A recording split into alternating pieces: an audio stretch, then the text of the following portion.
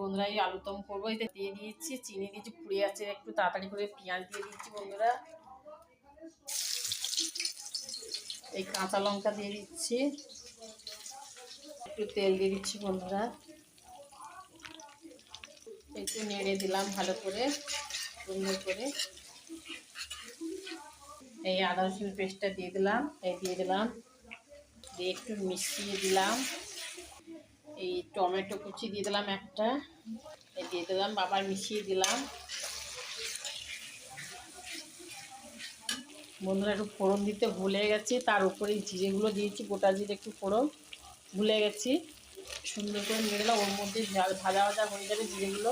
লবণ এক চামচ দিয়ে দিচ্ছি, কেন পেঁয়াজ টমেটোগুলো একটু জিরিয়ে যাবে, তাই একটু নেড়ে দিলাম। শুভরাত্রি বন্ধুরা, এই যেরকম 10টায় রান্না করি বন্ধুরা, রান্না করছি, তোমরা সবাই কেমন আছো? ভালো থেকো, সুস্থ থাকো।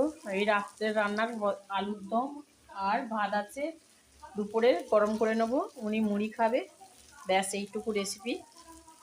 চামচ হলুদ গুঁড়ো দিয়ে দিলাম, একটু লঙ্কা গুঁড়ো দিলাম লালের জন্যে, নেড়ে দিলাম ভালো করে, একটু জল দিয়ে দিলাম, কেন মশলাগুলো তলায় বসে যাবে, একটু জল দিলে মশলাগুলো সুন্দর হয়ে যাবে বন্ধুরা। এই পোস্ত বাটা এখানে গোটা জিরে বেটেছি, লাস্টে দিয়ে নামিয়ে নেব, এই পোস্ত বাটাটা দিয়ে দিলাম, ডিমটা ফাটিয়ে দিয়ে দিলাম,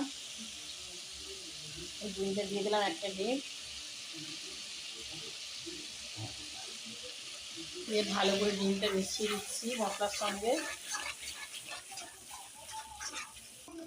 এই সুন্দর করে আবার নেড়ে দিচ্ছি।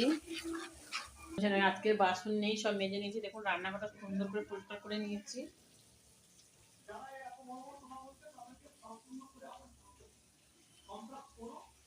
এই যে দেখুন বন্ধুরা,